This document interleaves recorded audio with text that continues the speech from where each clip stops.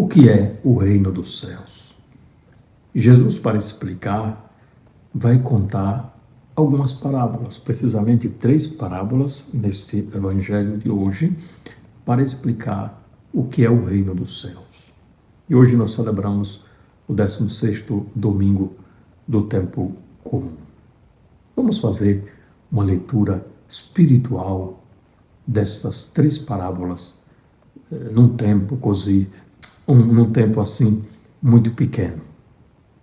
Jesus contou outra parábola à multidão. Nós vimos a parábola a semana passada do semeador que semeava, que semeou nos 4 terrenos e quais são os resultados dos terrenos de semear naqueles terrenos.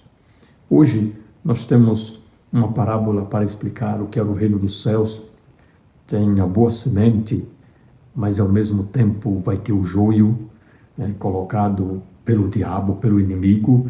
Nós temos também uma outra que é da semente de mostarda, que é pequenina, mas que cresce, que se torna grande. É a menor semente, mas depois vai ser uma grande árvore com grande, vamos dizer, bem para os outros quando cresce. E nós temos o fermento. Então são as 6 parábolas de Jesus. Para a primeira, Jesus diz que o reino dos céus é como um homem que semeou a boa semente no seu campo.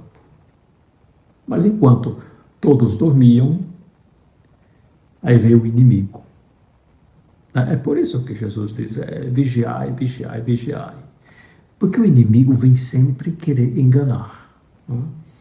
Nós devemos vigiar porque esperamos Jesus, mas também devemos vigiar porque o inimigo está como um leão a rugir. Ele está doido para nos enganar. O que ele mais quer é nos enganar. Por enganar significa, parece até que seja de Deus isso daí. Parece que eu começo a ficar acreditando que aquilo é de Deus. Isso é o que tem uma das coisas piores do inimigo, é isso. É começar a falsificar.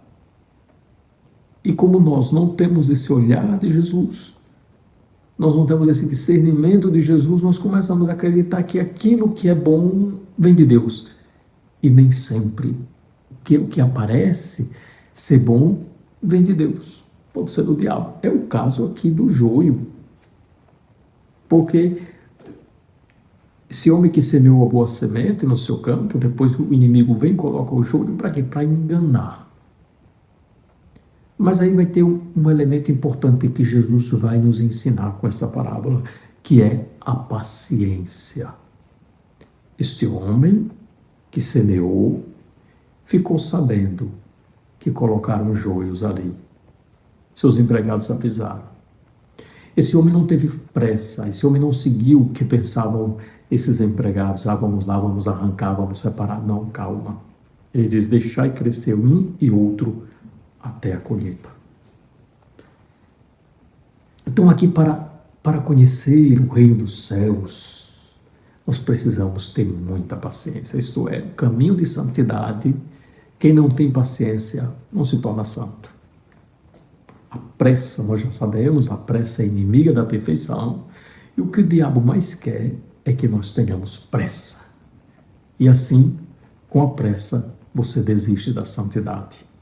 Com a pressa, você arranca o trigo junto com o joio e fica sem nada, ou deixa o joio e joga fora o trigo. Então tem que ter muita cautela quando você se descobre muito pecador, ou porque você cometeu um pecado, você estava em estado de graça e agora vem o pecado e você se desespera, diz, agora eu vou chutar o balde, vou largar tudo. Calma, vamos aprender dessa parábola. Calma, calma, perdoe-se e peça perdão a Deus. Seja humilde. Não queira que a sua vida, por causa de um pecado, agora a sua vida vai se transformar num grande celeiro de joio. Calma. Não joga fora o trigo. É isso que o diabo quer. E você não pode dar gosto ao diabo. Então, o que o diabo mais tem é inveja. Então, como ele tem inveja, ele começa a falsificar. Cuidado para não se deixar levar pelas falsificações do diabo. E quando descobre a falsificação, cuidado para não destruir aquilo que Deus colocou em você. Cuidado. E depois vem uma outra parábola, que é a semente de mostarda, que o homem pega e semeia no seu campo. É a menor de todas as sementes, mas vai ficar maior do que as outras plantas. E por que isso? Porque Deus é discreto. A graça de Deus é discreta, mas o efeito é grande para aqueles que perseveram. É como se fosse uma continuação da parábola anterior. É a perseverança que nós vamos ver esta planta grande. Primeiro você precisa acreditar.